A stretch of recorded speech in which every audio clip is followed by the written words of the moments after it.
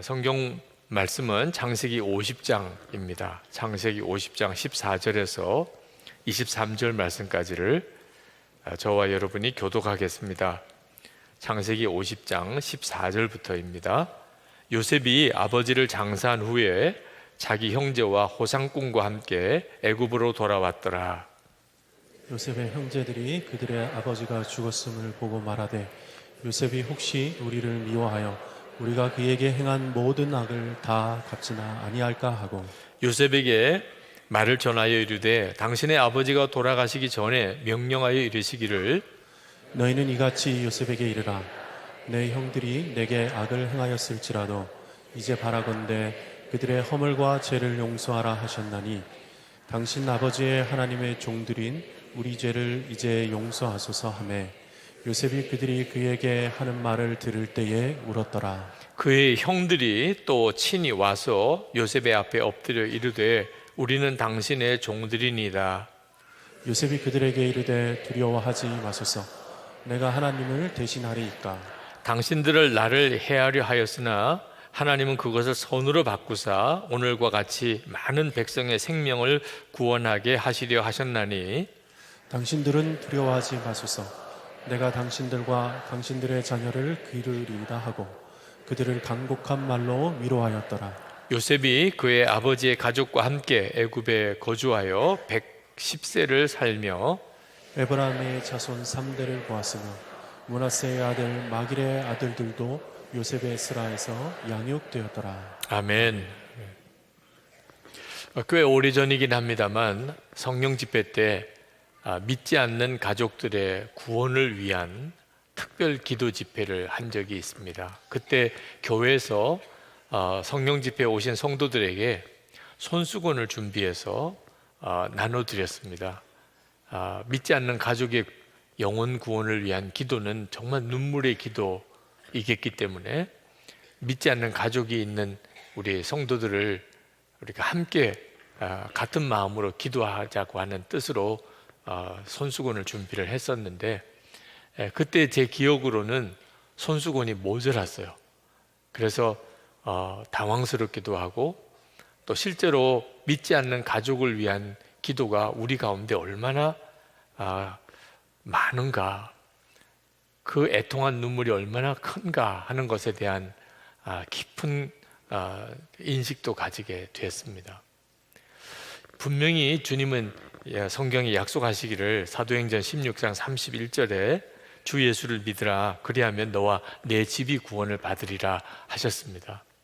여러분 중에 아직도 믿지 않는 가족이 있다면 이 말씀을 꼭 붙잡으시기 바랍니다. 믿음으로 기도하는 것과 그저 간절히 소원하는 것은 차원이 다릅니다. 믿지 않지만 반드시 구원받게 돼 있다, 그렇게 내가 확신을 가지면 믿지 않는 가족을 대하는 태도가 달라집니다. 그저 이 사람도 예수를 믿어야 될 텐데 그런 마음의 소원만 가지고 있을 때는 믿음의 반응이 안 나옵니다. 그러니까 믿음으로 기도하는 일은 대단히 중요합니다. 믿지 않는 가족들이 있을 때 그들도 반드시 구원을 받게 돼 있다 하는 사실을 여러분이 분명히 붙잡는 것이 중요합니다. 그럼에도 불구하고 여전히 가족 구원은 대단히 어려운 일인 것도 현실입니다. 오랫도록 전도를 했는데도, 그렇게 기도했는데도 결실이 없다고 하는 이야기를 많이 듣습니다. 그런데 믿지 않는 가족이 예수를 믿는 것보다 믿는 가족이 교회를 안 나오는 일이 요즘에는 더 많아지기 시작을 했습니다. 자녀들 나이가 들면서 교회를 떠나는 일이 많아졌고, 전에는 교회를 다니던 남편이, 아내가 이제는 교회를 안 나오는 일도 속출하고 있습니다. 분명히 예수를 믿으면 너와 내 집이 구원을 받을 것이라고 했는데 이게 도대체 어떻게 된 일인가, 그런 생각이 들만도 하죠.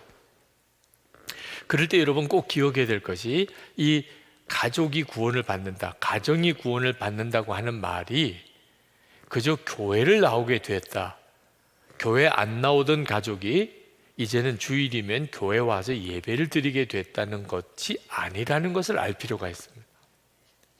그냥 교회만 나오는 것을 통해서 우리 가족은 다 구원받았다, 이렇게 생각하니까 이 문제가 해결이 안 되는 겁니다. 여러분, 교회만 다닌다고 진짜 가족이 다 구원받은 것일까요? 오늘 읽은 이 야곱의 가족, 야곱의 가족은 야곱의 아내가 넷입니다. 그리고 자녀는 12입니다. 그러니 그 집안이 어떤 집안이었을까 하는 것 다 상상이 되지요. 야곱이 요셉이라는 아들, 특히 자기가 사랑했던 라헬이라고 하는 아내의 아들이기 때문에 큰아들이라 특별히 편애를 했습니다. 그래서 다른 형제들이 요셉을 얼마나 질투했는지 그 요셉을 죽이려고 했습니다. 결국 죽이지는 않고 애굽의 종으로 팔아버립니다. 그리고 아버지에게는 요셉의 옷에 짐승의 피를 묻혀서 짐승이 잡아먹은 것이라고 거짓으로 보고를 해서 정말 끔찍한 집안에 끔찍한 일이 벌어진 일이 요셉 가족, 야곱의 가정입니다. 하나님을 믿는 사람들입니다. 야곱도 그랬고 그 형제들도 다 하나님을 믿는 사람들. 하나님을 믿는다는 것, 그저 교회를 다닌다는 것, 그러니까 우리는 다 구원받았어, 그렇지 않다는 것을 알 수가 있는 거죠. 진짜 구원이 뭘까? 도대체 뭘 보고서 우리 가정이 구원받았구나 하는 것을 알 수 있을까? 이 점에 대해서 우리가 좀 분명해야 가정 안에 구원의 역사가 일어날 수 있는 겁니다. 그저 교회 다니는 거 하나만 구원인 줄로 생각하고 가족 전도를 하려고 하니까 가족들이 주께로 돌아오는 일이 오히려 어려워지는 거죠. 야곱이 죽게 됩니다. 형들이 아버지 야곱의 장례를 치르고 걱정이 생기기 시작했습니다. 요셉이 아버지 야곱 때문에 우리를 해하지 않고 그냥 내버려 둔 것은 아닐까. 이제 아버지도 안 계시니까 아마 요셉이 우리를 복수하지 않을까, 이런 걱정이 생겼습니다. 자기들이 옛날에 저지른 죄가 있으니까. 그래서 요셉을 찾아옵니다. 그리고 다시 한번 자기들을 용서해 달라고 빌어요. 그때 요셉이 울었다고 말합니다, 성경에. 요셉의 마음이라고 어찌 편하기만 했겠습니까? 그 아픈 기억이 살려달라고 그렇게 애걸복걸 하는데도 형들이 자기를 구덩이에 빠져서 죽게 하려고 하고 또 애굽의 종으로 팔아버리고 그 어린 나이에 이방 나라 애굽의 종으로 끌려갔으니 짐승 취급을 당하면서 얼마나 어려움을 겪었으며 두려웠겠으며 외로웠겠으며 게다가 억울하게 옥살이까지 거치고 그랬던 기억이 아마 다 되살아나지 않았겠습니까? 그래서 울었다 그랬어요. 형들이 용서해 달라고 할 때. 근데 요셉이 형들에게 이렇게 말합니다. 19절 20절에 요셉이 그들에게 이르되 두려워하지 마소서, 내가 하나님을 대신하리까. 당신들은 나를 해하려 하였으나 하나님은 그것을 선으로 바꾸사 오늘과 같이 많은 백성의 생명을 구원하게 하시려 하셨나니. 그래서 형들을 진심으로 내가 용서했습니다. 하나님께서 우리를 구원하시려고 그런 일을 행하셨던 것입니다. 형들의 죄가 아닙니다. 그렇게 요셉이 용서했어요. 그래서 정말 찢길 대로 찢길 가족입니다. 야곱의 가족은 아주 막장 드라마와 같은 거예요. 그런데 요셉의 용서를 통하여 큰 민족, 하나님이 온 세계를 구원할 이스라엘 민족을 이루게 됩니다. 이게 구원인 거예요. 그러니까 어떤 가족이 구원을 받은 가족이냐? 십자가의 용서가 그 가정 안에 있는 가족을 구원받은 가족이라고 하는 겁니다. 교회를 나오는 가족이 다 구원받은 게 아니고, 교회를 나오면 십자가의 용서가 있을 가능성이 크죠. 그런데 실제로 교회를 다니지만 십자가의 용서가 있지 않는 가족들이 있습니다. 용서는 해야 되니까 할 수 있는 게 아니에요. 가족들 사이도 그렇습니다. 용서하십시오. 그런다고 용서가 되는 게 아니잖아요. 그죠? 용서는 하나님의 은혜를 정말 체험한 사람만 할 수 있는 겁니다. 하나님의 은혜와 그리고 가족들이 자기에게 준 상처를 비교해 보면 이건 비교가 안 되는 겁니다. 요셉이 형들을 용서할 수 있었던 것은 하나님의 은혜에 대한 체험이 있었기 때문입니다. 말할 수 없는 끔찍한 그런 어려움 중에 형들로부터 팔림을 받아서 종살이하고 감옥살이하고 그 기가 막힌 고통스러운 세월 중에 요셉이 너무나 놀라운 체험을 하게 됩니다.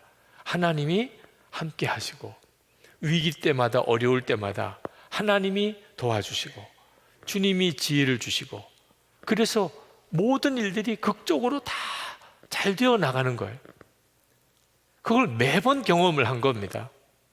전적으로 은혜입니다. 요셉이 하나님에게 뭘 특별히 잘했기 때문에 그랬던 게 아니었어요.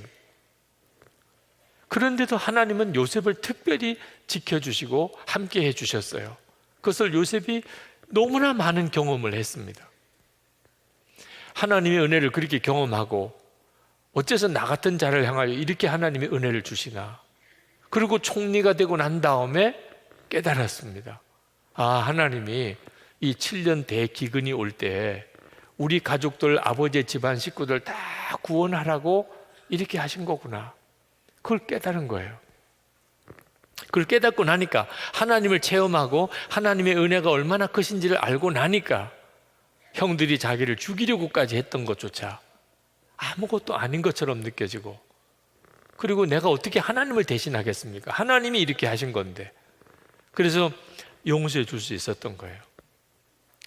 여러분, 성도의 가정도 야곱의 가정처럼 바다에서 폭풍을 만난 것처럼 요동치게 됩니다. 세상 사람들, 예수 믿는 성도들 이 점에 차이가 없어요. 예수 믿는 성도들의 가정도 풍랑이 얼마나 강하게 일어나는지 모릅니다. 많은 그리스도인들이 그걸 부끄럽게 생각합니다. 우리 집에 풍랑이 일어날 때 부부 사이에 문제가 생기고 부모님에게 문제가 생기고 자녀들에게 문제가 생기고 부부 싸움이 일어나고 이혼의 위기가 오고 뭐 이런 일이 벌어질 때 그걸 감추려고만 합니다. 알려지면 부끄럽고 사람들이 뭐라고 할까봐 조심스럽고. 근데 여러분, 그건 전혀 부끄러운 게 아닙니다. 이 가정은 우리가 사는 온 세상의 축소판입니다. 이 세상은 타락한 가정입니다. 타락한 세상입니다. 그러니까 온갖 죄악이 또 재난이 세상에 계속 일어나고 있잖아요. 가정은 그 축소판입니다. 우리가 이 세상 사는 동안에 어쩔 수 없이 겪게 되는 겁니다. 예수를 믿고도 겪는 일입니다. 그건 부끄러운 일이 아닙니다. 싸움이 일어나고 그리고 가족들 중에 무슨 큰 문제가 생기고 그랬던 일이 부끄러운 일이 아니에요. 진짜 부끄러운 일은 십자가의 용서가 없는 거예요. 예수를 믿었는데 예수를 믿은 사람이 자기 가정 안에서 십자가의 용서로 가족을 대하지 못하는 것, 그게 부끄러운 거예요. 풍랑이 일어날 때, 가정 안에 풍랑이 일어날 때 그때 십자가가 반드시 있어야 합니다. 그러면 가정이 건짐을 받아요. 그런데 누구도 십자가를 지려고 하지 않습니다. 그게 부끄러운 거예요. 그게 돈 때문에 형제들 사이에 불화가 일어나는 그런 가정을 보았습니다. 교인이에요. 교인들 가정 안에도 돈 문제로 인해서 가족끼리 원수되는 경우를 많이 봅니다. 손해 본 것을 어떻든지 돌려달라고 하고 한쪽에서는 도무지 그걸 해낼 능력이 없고, 제가 옆에서 보니까 이건 어쩔 수 없이 그냥 용서하고 받아들이는 수밖에 없겠더라고요. 근데 그걸 안 받아들이는 거예요. 절대로 용서할 수 없다는 거예요. 돈 문제가 한번 관여되니까 아무것도 귀에 안 들어오더라고요. 용서하고 어떻게 하겠습니까? 갚을 능력이 없는데 괜찮아요. 우리 다시 주님 앞에서 시작합시다. 차라리 그랬으면 제가 보기에는 둘 다가 일어났을 것 같아요. 근데 절대로 용서할 수 없다. 세상 법정까지 나가서 서로 싸우고 완전히 돌이킬 수 없는 단계까지 그냥 깨어지고, 그리고 둘 다가 다 망가지는 거예요. 받아주었으면, 그리고 다시 기도하고 새로 시작하자고 했으면 일어날 수도 있었던 것 같아요. 옆에서 보니까 그래요. 십자가의 용서로 가족을 대하지 못하는 것이, 그게 사실 풍랑보다도 더 부끄러운 일입니다. 참 방탕하게 살았던 교인이, 남자분이 한 분 계신데, 근데 참 감사하게도 극적인 회개가 일어났어요. 그래서 아내에게 잘못했다고 용서해달라고 돌아왔습니다. 문제는 그 아내 집사님이 남편을 안 받아주는 거예요. 믿을 수가 없다는 거예요. 아니, 믿을 수가 있는지 없는지는 일단 용서해 보고 확인해야 되는 거 아니에요? 저에게 절대로 목사님 속지 말라는 거예요. 우리 남편한테 절대로 속지 말. 한두 번 그런 게 아니라는 거죠. 제 생각에는 그래도 그렇게 잘못했다고, 정말 잘못했다고 그러는데 받아주셔야 또 바로 설 수 있지 않겠는가. 그런데 끝까지 못 받아주더라고요. 그리고 그 남편이 옛날 성질이 이따금 나오면 그렇게 기뻐하는 거예요. 그것 봐. 안 변했어. 이 사람 절대 안 변했어. 마치 그걸 기다렸다는 것처럼, 그렇게 나오기를 기다렸던 것처럼. 옆에서 보기가 참 안타깝더라고요. 예수를 믿고 우리가 받은 은혜가 뭔지를 잊어버린 거예요. 우리가 예수님을 믿었다는 것은 뭐죠? 주님의 십자가로 지옥 갈 우리가 용서받고 하나님의 자녀가 되는, 정말 있을 수 없는 은혜를 받은 거잖아요. 이 사실을 정말 우리가 믿는다면, 그러면 가정 안에서 가족에게 반드시 그 십자가의 용서로 대해야 하는 거죠. 이것이 가정을 풍랑에서 건지는 하나님의 방법입니다. 여러분이 가정에서 겪는 최악의 상황이 뭔지 아십니까?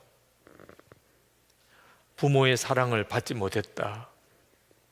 심지어 부모로부터 학대를 당했다. 어려서부터 따돌림을 당하고 완전히 외톨이로 자랐다. 배우자가 일찍 죽었다. 배우자가 바람을 피운다. 자녀가 반항하기 시작했다.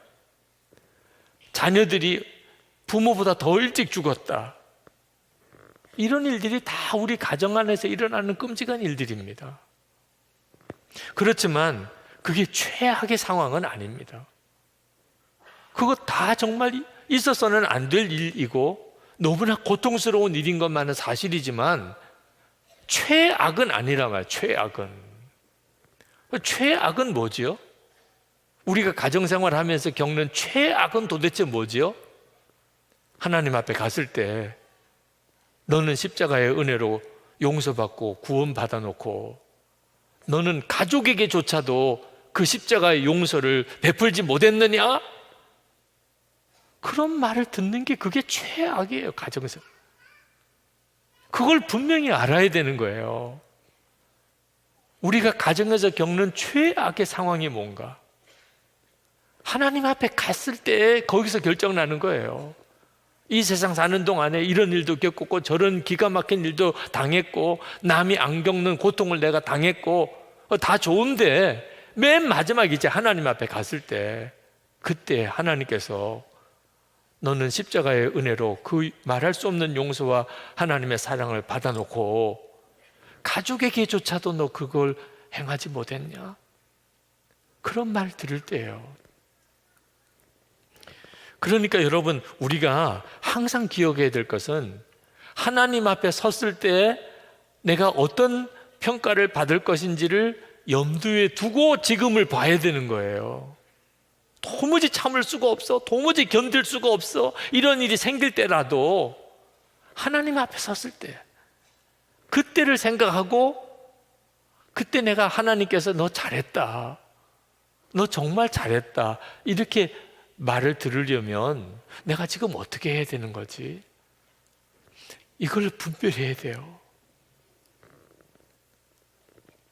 그게 가장 놀라운 지혜예요. 그게 뭡니까? 십자가를 지는 거예요. 그러면 가정 안에 하나님의 역사가 일어나요. 오직 그 길밖에 없어요. 우리 가정이 구원받은 가정인지는 예수 믿는 우리들이 자기 십자가를 지고 주님을 따르는 일이 가정 안에서 일어나야 돼요. 이 일은 그때 당장은 억울한 것 같고 바보 소리 듣는 것 같고 정말 초라해지는 것 같아도 하나님 앞에 섰을 때 그때는 정말 말할 수 없는 기쁨이에요. 손양훈 목사님 두 아들 죽인 안재선이라는 공산당 청년을 용서합니다. 어떻게 그게 가능할 수 있죠? 자기 아들 두 아들 죽인 그 공산당 청년이 사형당할 때 그걸 용서해야 되겠다는 생각이 어떻게 들 수 있을까요? 하나님 앞에 섰을 때 생각해 보면 두 아들 죽은 그 끔찍한 일을 당하고 그 두 아들 죽인 공산당 청년 정말 원수지요. 그리고 붙잡혀서 이제 또 세상이 바뀌어가지고 처형당할 상황이 됐으면 정말 잘된 거라고도 볼 수도 있잖아요. 그런데 하나님 앞에 갔을 때를 생각해 보면 너 그때 어떻게 했냐? 내가 하나님 지옥 갈 죄인이 예수님이 나 대신 십자가에 돌아가셔서 용서받고 구원받았는데 두 아들 죽인 그 죄인이라고 사형당하는 걸 그냥 보고만 있어. 그럴 수는 없잖아. 그래서 용서를 한 거잖아요. 오래전 교회 섬길 때 어느 여집사님 이야기입니다. 그 마음에 기쁨이 없으신 분이에요. 열심히 교회 봉사도 하고 나름대로 신앙생활 잘해보려고 애를 쓰긴 하는데도 항상 얼굴이 어두워요.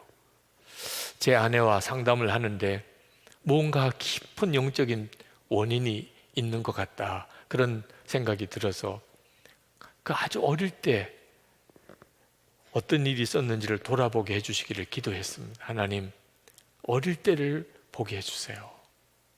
근데 상상이 안 되는 기억이 떠오른 거예요. 그렇게 억누르고 잊어버리려고 하고 외면하려고 했던, 너무 고통스러우니까. 그게 친오빠에게 성폭행을 당한 일이에요. 어려서. 그리고 그 오빠 친구들한테도. 근데 더 심각한 문제는 그걸 엄마가 알았습니다. 근데 엄마가 그 피해를 당한 자기를 잘못했다는 거예요. 너 괜히 말하지 마. 오빠 장래 다 망치는 거야. 자기는 피해자인데 자기가 잘못했다는. 그리고 쉬쉬하고 그리고 오빠 편 들어주는 일. 그걸 정말 어떻게 견뎌낼 수 있었을까? 누구한테 말도 못하고 그리고 그걸 새겨낼 수도 없고 그랬던 그 잊어버리고 싶었던 과거의 끔찍했던 일들 속으로만 묻어둔 겁니다. 무슨 기쁨이 있겠어요? 그게 그 사람의 씻을 수 없는 상처, 잊어버릴 수 없는 고통이 마음의 중심에 있는데 그거 어떻게 웃는 얼굴로 교회 생활도 할 수 있겠어요? 해결되지 않은 상태에서 그 문제가 드러나고 그리고 주님의 십자가 앞에 섰습니다. 참 놀라운 역사가 일어났어요. 주님의 십자가 아래서 그 집사님 정결함을 경험을 했어요. 자기는 너무나 더러운 자라는 생각이 밑바탕에 깔려져 있었어요. 누구로부터 대접받을 수 없는 정말 더럽고 더러운 여자다. 그런데 주님의 십자가의 보혈로 정말 눈과 같이 씻어졌다는 놀라운 확신이 왔습니다. 주님은 나를 씻으셨다. 깨끗게 하셨다. 그리고 뿐만 아니고 오빠를, 부모를 용서한다고 고백할 수 있게 됐어요. 그리고 그 집사님의 얼굴이 달라졌어요. 용서가 가정 안에 세워지는 일은, 그 용서의 십자가가 서는 일은 우리 자신의 구원이기도 하고 가정 전체의 구원이기도 합니다. 우리가 가족이 구원을 받아야 된다. 우리 믿지 않는 식구들 다 예수 믿게 되었으면 좋겠다. 그 뭘 의미하는지를 알아야 하는 겁니다. 우리 가정에는 용서의 십자가가 분명히 서는 가정이 되어야 된다. 그런 뜻인 거예요. 교회는 나오는데 용서는 없어요. 가족들 사이에 진정한 용서가 없어요. 그건 아직도 예수를 믿는 게 아닌 거죠. 그러나 십자가의 복음은 단순히 용서만 아닙니다. 우리 가정에 십자가가 세워졌다는 것은 용서만 아니고 한 몸이 되는 하나님의 능력이 십자가의 능력입니다. 그러니까 우리 가정에 십자가가 서 있다는 말은 우리가 무슨 일이 있어도 한 몸이라는 거예요. 요셉은 형들의 죄를 용서했을 뿐만 아니고 그들과 함께 살았고 그 온 가족을 책임졌습니다. 21절에 보면 당신들은 두려워하지 마소서, 내가 당신들과 당신들의 자녀를 기르리다 하고 그들을 간곡한 말로 위로하였더라. 요셉이 형들에게 용서했어요. 네, 용서했습니다. 이제 알아서 가세요. 그러지 않았습니다. 지난날에 나에게 어떻게 했던 거 내가 복수 안 하겠습니다. 잊어버립시다. 그러나 우리 다시는 얼굴 보고 살지는 맙시다. 그럴 수도, 그것만도 대단한 일이잖아요.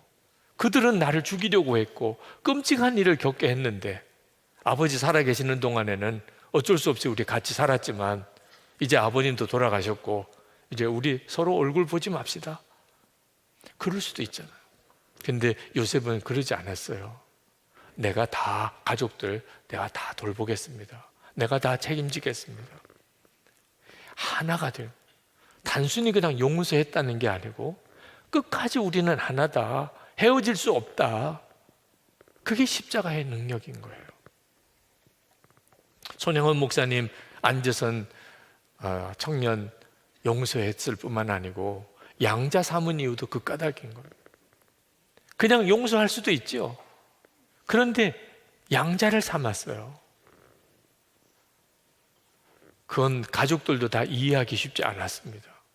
결국은 두 아들 죽인 그 원수가 자기 아들이 되는 일이 벌어졌죠. 근데 그 뒷이야기를 이렇게 쭉 들어보면 참 마음이 안타까운 것은 손양원 목사님과 그 딸들은 그렇게 받았는데, 안재선을 아들로, 오빠로 받았는데 그 교회 교인들은 그걸 못 해내는 것 같아요. 사실 교인 입장에서 생각해 보면 쉽지는 않았겠죠. 우리 목사님 아들 죽인 그 사람이, 우리 목사님이 양자 삼았는데 저 사람이 그 사람이래. 그러면 말 걸고 싶겠어요? 뭐 같이 옆에서 밥 먹자고 하고 싶겠어요? 우리 목사님 아들 죽인 그 원수 같은 놈이구나. 어떻게 우리 목사님은 양자까지 삼을 수 있어? 나는 못해. 얼굴 보고 싶진 않아. 교인들로부터 따돌림 당하고 그리고 아주 손가락질 당하고 그랬던 고통의 기록들이 있습니다. 우리가 좀처럼 용서까지는 한다 하더라도 한 몸 되어지는 일은 도무지 감당을 못하겠다는 게 우리 자신이에요. 우리가 가정 안에서 하나님께서 허락하신 것이 무엇인지를 잘 알아야 됩니다. 여러분, 십자가의 복음의 능력은 단순히 하나님이 우리를 용서하신 게 아니고 우리와 한 몸이 되신 거예요. 이 두 가지는 비슷하면서도 똑같은 게 아닙니다. 하나님은 우리를 용서하셨을 뿐만 아니고 우리와 한 몸이 되셨어요. 그 증거로 세례식을 주셨고 성찬식을 주셨어요. 예수님은 우리와 한 몸이 되셔서 우리 안에 오셨어요. 그저 내가 너희를 용서한다가 아닙니다. 우리 안에 오셔서 우리와 한 몸이 되신 거예요. 그래서 우리가 교회가 이루어진 거예요. 교회의 십자가가 중심이죠. 그 십자가의 역사는 용서의 역사고 동시에 하나 되는 역사예요. 우리가 서로 얼마나 다른가요? 여러분, 교우들끼리 서로 알고 들어가 보면 사실 상종하기 싫은 사람들도 있잖아요. 말 섞기 싫은 사람들도 있잖아요. 왜 내가 저 사람들하고 같이 속회를 해? 왜 내가 저런 사람들하고 같이 선교회를 해? 그러고 싶은 교인들도 있잖아요. 그런데 예수님 그 십자가의 능력으로 우리는 한 몸인 거예요. 초대교회 때 유대인과 이방인이 하나가 되고 주인과 종이 하나가 되는 역사가 일어난 게 초대교회 교회고 그게 십자가의 능력이라니까요. 그런데 이 놀라운 복음의 능력이 그대로 가정 안에 하나님이 이루어지게 하셨어요. 결혼이라는 걸 통해서. 여러분, 하나님이 결혼을 왜 하게 하셨을까요? 애 낳고 가문을 번성시키라고 하나님이 결혼하게 하셨을까요? 그 일은 결혼의 하나님의 계획 중에 하나이긴 분명해요. 그렇지만 결혼의 진짜 하나님의 뜻은 사도 바울이 분명히 이야기했어요. 결혼의 비밀은 한 몸 되어지는 비밀이에요. 아니, 남자와 여자가 결혼식 때 한 몸이라고, 이제 부부가 되었으니 한 몸이라고, 아니 싸우지 말고 잘 살아라, 이 정도만 해도 이해하기가 쉽잖아요. 결혼했으니까 이제 싸우지 말고 잘 사세요, 이렇게만. 이제는 두 사람은 한 몸입니다. 믿어지십니까? 아니 어떻게 한 몸이 돼요? 어떻게?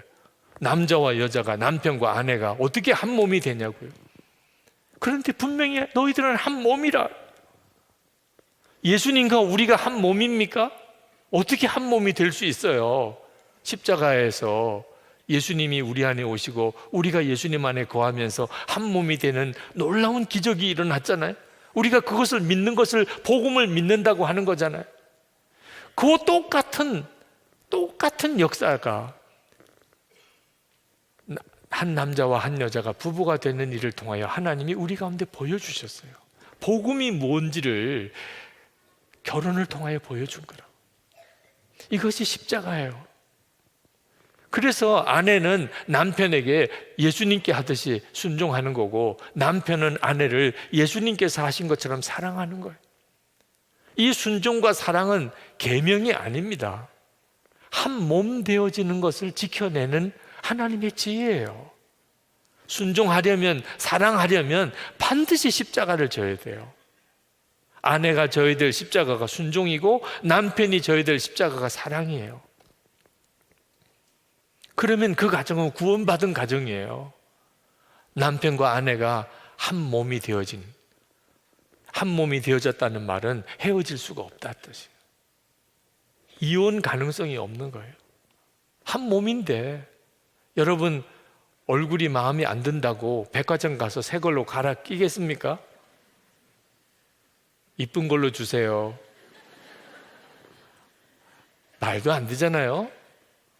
어떻게 얼굴이 마음에 안 든다고 새 걸로 갈아 낍니까? 마음에 안 드는 얼굴이라도 할 수 없이 발라가면서 사는 거죠, 뭐. 그죠? 꾸며가면서. 그거 어떻게 바꿔요? 네. 그냥 내가 생각에 마음 안 드는 부분을 잘 다듬어 가면서 사는 거죠, 뭐. 부부도 마찬가지죠.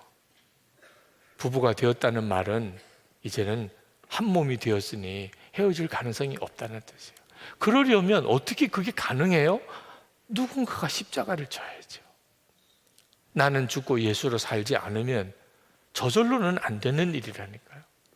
이것이 가정을 주신 하나님의 뜻이에요.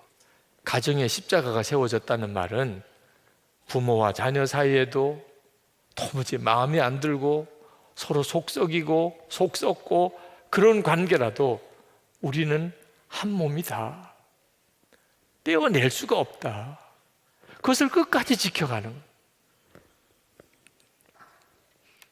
결혼의 문제는 자기를 행복하게 해줄 사람을 찾으려니까 문제가 되는 거예요. 신체적으로나 정서적으로나 정신적으로나 내 욕구를 채워줄 사람을 찾으려니까 가정생활이 어려워지는 거예요. 젊은이들은 결혼할 때 먼저 지금 현재 얼마나 매력적인가, 얼마나 재미있는 사람인가, 얼마나 직장에서 성취를 했나, 이런 조건을 보고 적합한 배우자인지 아닌지를 생각하려고 하는 거예요. 그러니까 가정생활이 어려워지는 거예요. 기준이 잘못되어 있기 때문이에요. 이기적인 거예요. 나를 만족시키는 것, 나를 행복하게 해줄 수 있는 그런 상대방을 찾으려고 하는 거죠. 어떤 유명인이 결혼 발표를 이렇게 하는데 자기가 결혼할 여자에 대해서 이렇게 표현을 했어요. 그녀를 만나고서 모든 일이 너무 잘 되었습니다. 그래서 그녀와 결혼하기로 결심했습니다. 그 말을 듣는데 가슴이 철렁하더라고요. 그 여자를 만나고 모든 일이 잘 됐대. 그래서 그녀와 결혼하기로 했대는. 그럼 앞으로 잘 안 될 때는 헤어져야죠 뭐. 만나서 잘 되니까 결혼했는데 만나서 일이 좀 잘 안 풀려요. 그러면 이 여자 때문이구나 헤어지는. 얼마나 이기적이에요. 내 행복을 위해서, 내가 뭐 잘 되기 위해서 그것 때문에 배우자가 있어야 한다는 거예요. 그런 배우자를 찾는 거예요. 결혼 서약을 할 때 신랑 신부가 자기들끼리 결혼 서약서를 만들려고 하는 커플도 있습니다. 우리가 할게요. 그래서 남편은 남편의 서약을 하고 아내는 아내의 서약을 하고, 그 나름대로 괜찮은 시도기도 한 것 같아요. 이렇게 자기들이 써온 서약서를 읽어주고 할 때 감동도 되더라고요. 근데 여러분, 결혼 서약은 결혼하는 커플이 그때 자기들이 느끼는 감정, 그들의 고백, 이런 것을 표현하는 게 아니에요. 결혼 서약은. 결혼 서약은 실제로는 이제 앞으로 결혼하면서 살아가야 되는 동안에 일어나는 수많은 어려운 일들 앞에서 어떻게 할 건가를 약속하는 거예요. 그건 자기들이 아주 기분이 좋을 때, 낭만적일 때, 감정적으로 서로 좋아할 때 만들 수 있는 게 아니에요. 치매에 걸린 아내, 남편은 어떻게 해야 되지요? 아내에게서 더 이상 낭만도 없어요. 치매인 아내를 둔 남편에게 무슨 낭만이 두 사람에게 있겠어요? 성관계도 있을 수 없고 파트너십도 없고 동반자 관계가 가능하지도 않고, 결혼이 말입니다, 서로 낭만도 있고 파트너십도 있고 동반자 관계도 되고 애정도 서로 나눌 수 있고 그래야 결혼이지. 그러면 치매에 걸린 아내는 헤어지는 거죠. 무슨 결혼이 돼요? 예수님은 어떻게 하셨을까요? 우리는 예수님의 신부입니다. 그런데 우리도 정말 치매에 걸린 아내와 같아서 예수님이 신랑인 걸 알아보지도 못하고, 심지어는 부인까지도 하고, 내가 신부라는 것 자체를 잊어버리고, 그리고 다시 옛날 생활로 돌아가 버리고. 그런데 예수님은 어떻게 하셨죠? 끝까지 이혼하지 않으셨어요. 자기를 잊어버리고 자기를 떠나고 자기를 부인하고 자기를 저주까지 했던 신부에게 예수님은 항상 같이 계셨어요. 끝까지 함께 하셨어요. 그리고 나를 사랑하느냐고 계속 물으세요. 그런 신부를 위해서 예수님은 십자가를 지셨고, 그리고 해골 골짜기, 스올의 골짜기를 지나가셨습니다. 다 신부를 위해서 하셨어요. 신부인 우리는 예수님을 위해서 하나도 덕이 될 게 없어요. 제대로 한 것도 아무것도 없어요. 그런데 신랑 되시는 주님은 끝까지 우리와 함께 하시고 떠나지 않으시고 우리를 위해서 죽으시고 그리고 우리를 사랑하셨어요. 가정에서 십자가가 세워졌다는 말은 예수를 믿는 사람도 가정에서 그렇게 한다는 거예요.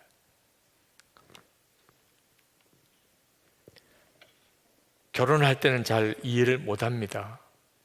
이제 신혼여행이 지나고 나면 그러면 어느 순간에 남편이나 아내나 이제 살이 찌기 시작합니다. 흰머리가 생기기 시작. 머리카락이 빠질 때도 옵니다. 배우자가 암으로 화학요법을 받는 순간이 올 수도 있습니다. 호스피스 병동에서 배우자의 침상 곁을 지켜야 할 때가 올 때도 있습니다. 결혼 서약은 그때 어떻게 할 거냐 하는 거예요. 어느 날 집이 은행에 차입당하는 일도 생깁니다. 평생 저축한 돈을 아들 마약 중독 재활 프로그램에 쓸 수도 있습니다. 그런 일들이 가정에서 일어납니다. 그때 어떻게 할 거냐 하는 거예요. 십자가가 분명하지 않으면 그러면 다 깨지게 되어 있습니다. 모든 결혼은 위기에 봉착합니다. 누군가가 아프기도 하고 해고당하기도 하고 재정적으로 완전히 바닥을 치기도 하고 배우자가 바람을 피울 수도 있고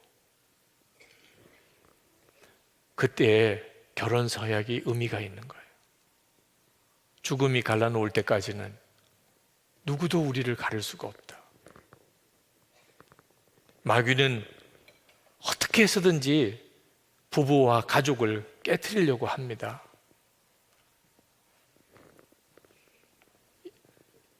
가족이 깨어진다는 것은 온 세계가 깨어지는 것과 같으니까요. 예수님께서 절대로 교회를 버리지 않겠다, 우리를 버리지 않겠다고 하는 계속 확증으로 우리에게 성찬을 주셨습니다. 주님 오실 때까지 성찬을 하라고 그랬어요. 우리와 늘 함께 한다. 계속 우리에게 주님이 주신 약속을 기억하게 하시는 거죠. 결혼식 서약을 기억해야 하는 거예요. 우리가 위기가 올 때, 진짜 힘들 때 결혼식 서약을, 목사님 저 결혼식 때 무슨 서약 했는지 다 잊어버렸어요. 저에게 오세요. 제가 다시 프린트해 드릴 테니까. 네. 주님 앞에서 남편과 아내가 결혼할 때 했던 서약은 케이스마다 다른 게 아닙니다. 똑같아요. 그건 내가 만드는 것도 아니에요. 아내는 순종하고 남편은 사랑하는 것. 예수님께서 우리를 위해서 그렇게 하셨어요. 절대로 버리지 않겠다. 무슨 일이 있어도 포기하지 않는다. 그게 십자가예요. 여러분, 가정은 우리를 행복하게 하기 위해서 주어진 게 아닙니다. 물론 가정 안에서 하나님이 주시는 행복을 누릴 수는 있어요. 그렇지만 그 근본 뿌리는 주님께로부터 오는 겁니다. 행복은 주님께로부터 오는 거지 가족이 주는 게 아니에요. 그러면 가정은 우리에게 도대체 왜 주어진 거지요? 우리를 거룩하게 하기 위해서 주어진 것입니다. 그래서 가정 안에 이렇게 지지고 볶는 일들이 계속 일어나는 거예요. 그런데 그런 일이 우리를 행복하게 만들어 주지는 않는 것 같지만 우리를 거룩하게 만듭니다. 연단을 통해서 때때로는 정말 마음에 상처를 주는 일을 겪으면서 우리로 하여금 기도하게 하고 주님께 더 매달리게 하고 주님을 더 바라보게 하고 십자가에 더 가까워지게 하고 십자가를 지게 만들고, 가정에 우리 기가 막힌 어려운 일들 많잖아요.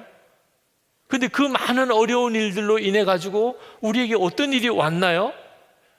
우리가 더 거룩해졌어요. 이게 정말 놀라운 신비지요. 그러니까 행복해야지 라는 기준으로 보면요, 늘 원망밖에 할 게 없어요. 이게 행복이야? 이러자고 결혼을 하자고 그랬어? 낳아달라고 그랬나요? 내가? 당신들이 마음대로 해서 낳아놓고. 하여튼 맨 이런 식으로 사는 거예요. 왜? 행복하게 해달라고. 가정이 행복을 주는 줄로 생각하니까 가정생활이 계속 원망, 불평, 깨어지는 거죠. 그런데 하나님이 가정을 주신 이유가 나를 거룩하게 하기 위함이라. 그걸 깨닫고 보면, 그러면 나를 속썩이는 사람이 너무 감사한 거예요. 왜? 그래서 내가 더 거룩함으로 나아갔습니다. 그 속썩이는 사람 때문에 기도 자리로 더 나아갔으니까. 그 기가 막힌 어려움 때문에 내가 십자가를 붙잡게 됐으니까. 내가 이 세상에 소망을 두지 않고 하나님께 소망을 두고 살게 됐으니까. 그러니까 생각해 보면 너무 감사한 거예요. 가정에 어려운 일이, 가정에 힘든 일이 너무 감사한 거예요. 그리고 그 다음에 하나님이 비로소 가정 안에서 누리는 행복을 경험하게도 하실 수 있는 거예요. 내가 십자가를 지면 십자가가 나를 져줘요. 내가 십자가를 지지 않겠다고 하면, 그러면 정말 우리 가정은 마귀 놀이터가 돼버리고 마는 거예요. 어느 집사님이 중학교 다닐 때 어머니가 돌아가셨어요. 여집사님.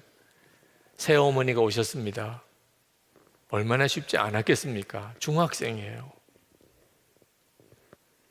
어머니하고의 갈등이 학교 다닐 때 심했어요. 사춘기 시절이니 더 심했겠죠.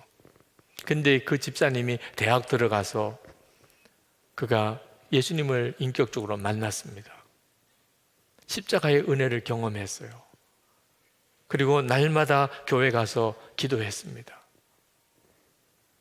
그리고는 기도원에 올라갔습니다. 기도원에 올라가서 새어머니를 어머니라고 받자. 비로소 그 마음이 생겼어요. 새어머니라고 생각하니까 자꾸 힘든 거예요. 엄마하고 친딸하고의 사이도 쉽지 않을 수 있잖아요. 그래도 그 지나고 나면 또 엄마하고 달려가잖아요. 엄마도 뭐 때때로는 욕할 수도 있고, 엄마도 뭐 어떤 때는 때리기도 하고, 그래도 친엄마한테는, 그죠? 그걸 얼마든지 극복할 수 있잖아요. 엄마라고 받았어요. 새엄마가 아니고 우리 엄마다. 그리고 기도원에서 내려와서 어머니에게 찾아가서 잘못했다고 용서를 구했습니다. 제가 잘못했어요. 그때 그 새어머니가, 그래, 나도 잘못한 게 많다. 그랬으면 참 좋았을 텐데 이제야 깨달았냐. 이렇게 나오니까 얼마나 힘들겠어요. 기도원에 가서 은혜 받고 이제 내 엄마다.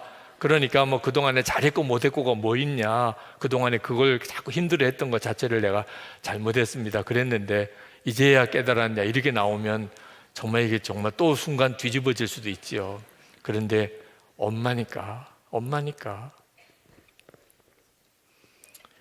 세월이 흐르고 그 집사님과 새어머니 사이의 관계가 정말 친엄마와 딸 관계가 됐어요. 그 새어머니가 다른 사람한테 이야기할 때 언제나 그 딸 칭찬을 해요. 참 기가 막힌 일이죠. 십자가를 지는 우리는 하나야, 한 몸이야. 예수님께서 우리에게 주신 은혜예요. 주님과 우리가 떨어질 수 없는 하나가 되게 하신 거예요. 그렇게 우리가 성찬을 많이 받았잖아요. 그대로 가족들에게 하라는 겁니다. 어느 유명한 여자 아나운서가 결혼을 할 때 의사인 청년이 중매가 들어왔더랍니다.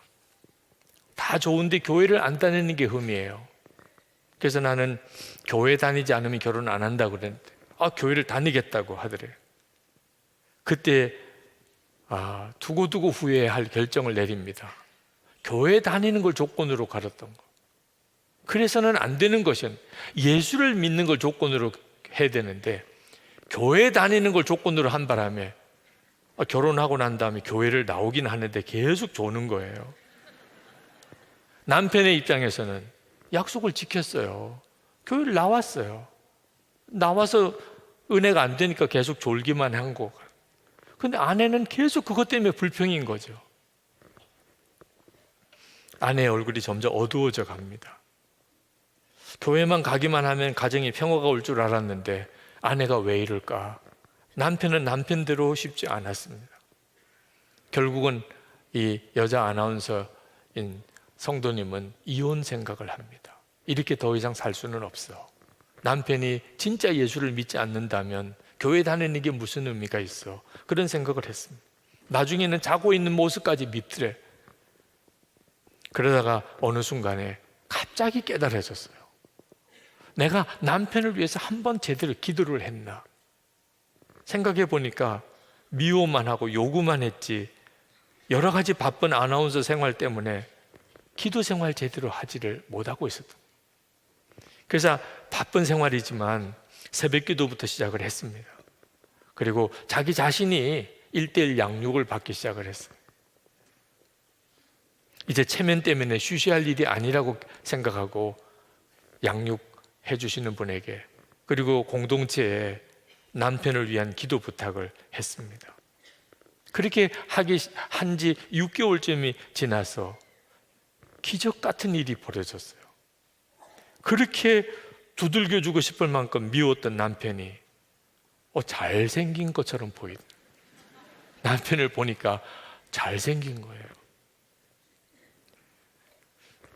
아내의 얼굴이 변한 것을 남편이 느꼈습니다. 화장을 한다고 그 속마음이 바뀌는 건 아니잖아요.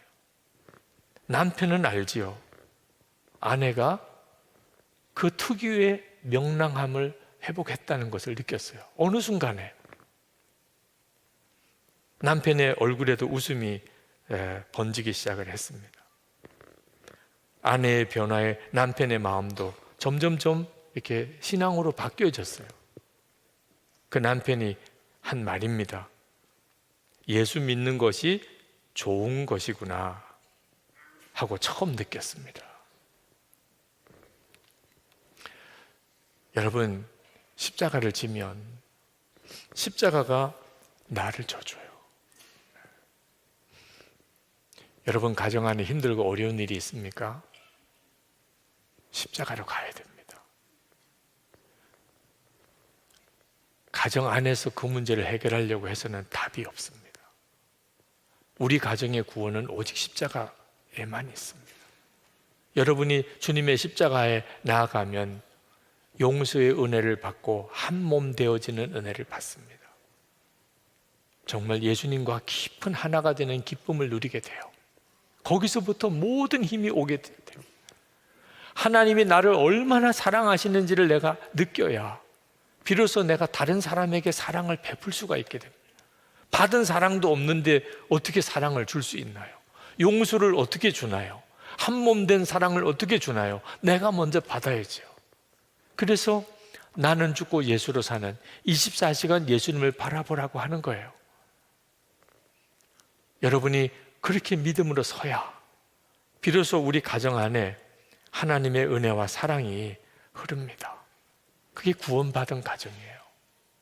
가족들이 다 알아요. 예수 믿는 게 진짜 좋은 거라는 걸.